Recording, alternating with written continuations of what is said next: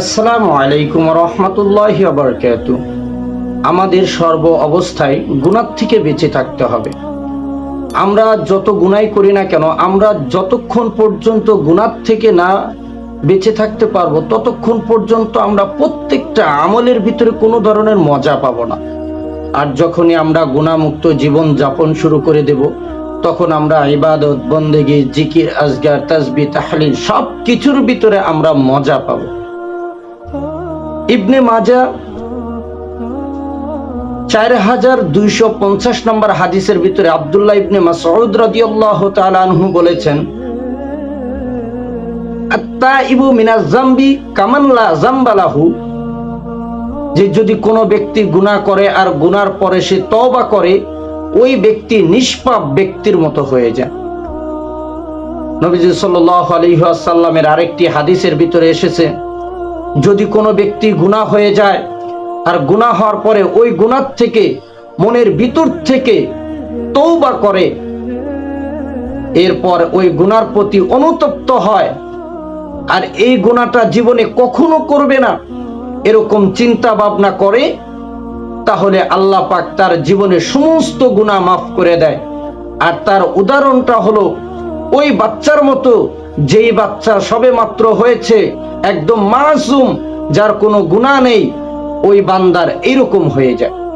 অন্য একটি হাদিসের ভিতরে ইবনে মাজাহ হাদিস নাম্বার 4251 নম্বর হাদিসের ভিতরে হযরত আনাস রাদিয়াল্লাহু তাআলা আনহু বলেছেন, কুল্লু বানি আদামা খাত্তাউন খায়রুল খাত্তাইনা তাওয়াবুন। এই হাদিসের ভিতরে হযরত আনাস রাদিয়াল্লাহু তাআলা আনহু বলেছেন যে প্রত্যেকটা বনি আদম গুনাহগার, তবে গুনাহগারদের মধ্যে ওই ব্যক্তি সর্বোত্তম যেই ব্যক্তি তওবা করে। সেই জন্য আমরা মানুষ মাত্রই ভুল, আমাদের গুনাহ হয়ে যাবে, তবে আমরা সফলকাম ওই সময় হতে পারবো যখন আমাদের গুনাহটা হবে আর এই গুনার পরে যখন আমরা তওবা করতে পারবো।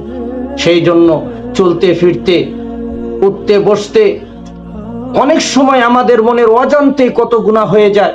এই সমস্ত গুনাহ থেকে যদি আমরা তওবা করে ইখলাসের সাথে তওবা করে যদি আল্লাহর কাছে মাফ চাইতে পারি, তাহলে আল্লাহ পাক আমাদের গুনাহগুলোকে মাফ করে দিবেন। এমনকি সর্ব অবস্থায় আমাদের ইস্তেগফার করতে হবে। আস্তাগফিরুল্লাহাল্লাযী লা ইলাহা ইল্লা হুয়াল হাইয়ুল কাইয়্যুম। এই ইস্তেগফার বেশি বেশি পড়লে যেই কোনো সময় গুনাহ হয়ে যাবে, সগীরা, কবিরা, জাহেরি, বাতেনি, শিরক, বেদাত, সর্বপ্রকার গুনাহ হোক না কেন, যেই কোনো গুনাহ হলে আমরা যখন ইস্তেগফার করব, এই গুনাহ থেকে যখন আমরা তওবা করে যখন ফিরে আসব, তখন আল্লাহ পাক হয়তো আমার আপনার জীবনের সমস্ত গুনাহ মাফ করে দিবেন। সেই জন্য আমরা সর্ব অবস্থায় ইস্তেগফারের জীবন যাপন করব।